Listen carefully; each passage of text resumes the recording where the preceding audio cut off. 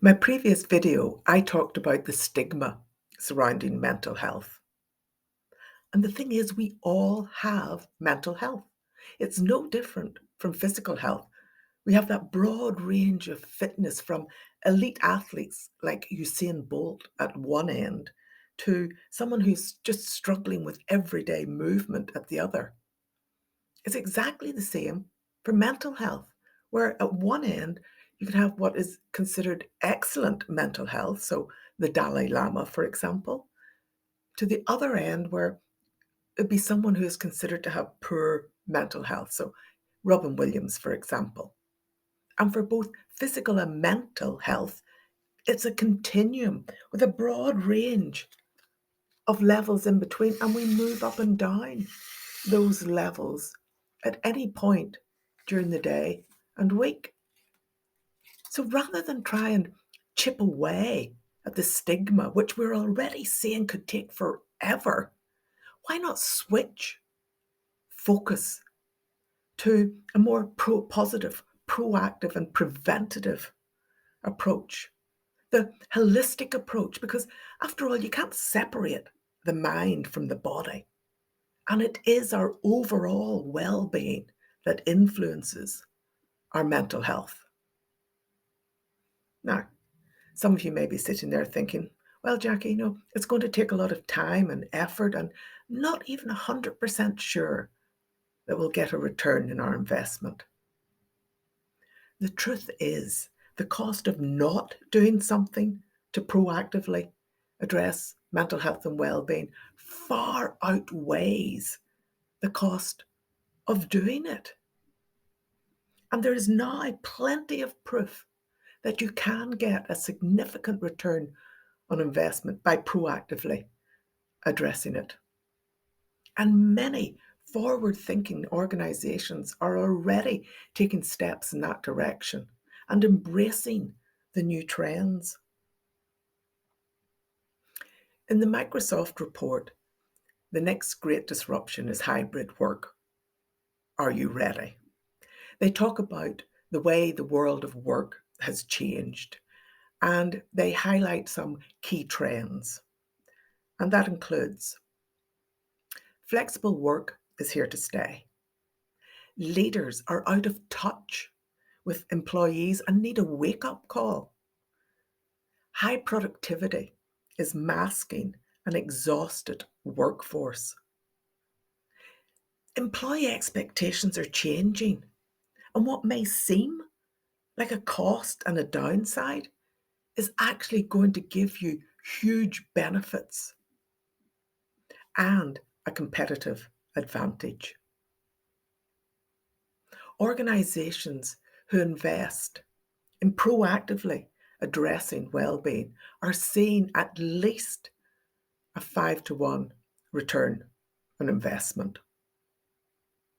Let me give you an example. When Microsoft first introduced the 4-day work week, productivity went up by 40%. And not only that, office resources were also saved because electricity consumption went down by 23%, and printing costs decreased by almost 58%. And then there's Perpetual Guardian, which is a New Zealand estate planning company.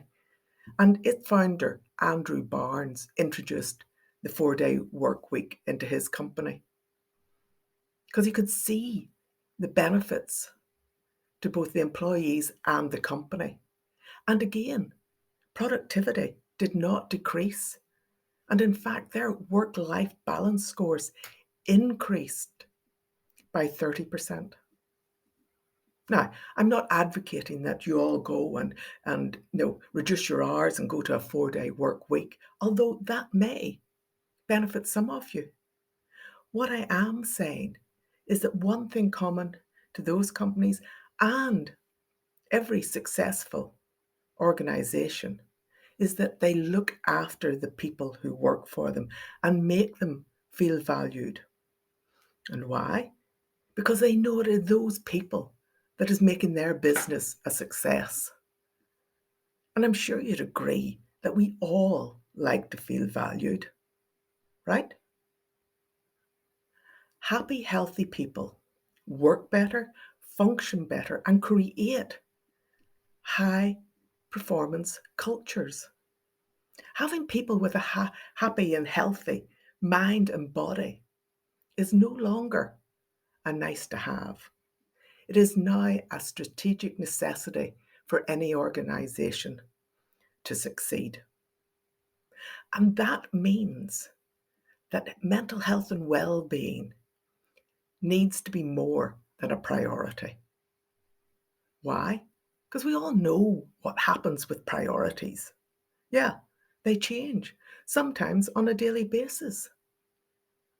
It needs to be part of the culture, part of the DNA, part of that's just what we do around here. And that's how organizations create those caring and sustainable high performance cultures by moving from awareness to action, from reactive to preventative, by taking the holistic approach, one that supports people's physical, mental, and emotional well-being and creates that caring culture and sustainable culture where people can flourish and reach their full potential. Now, I hope you can see that there is a compelling business case here for investing in proactive well-being training and support. Because what happens if you don't? You lose your best people,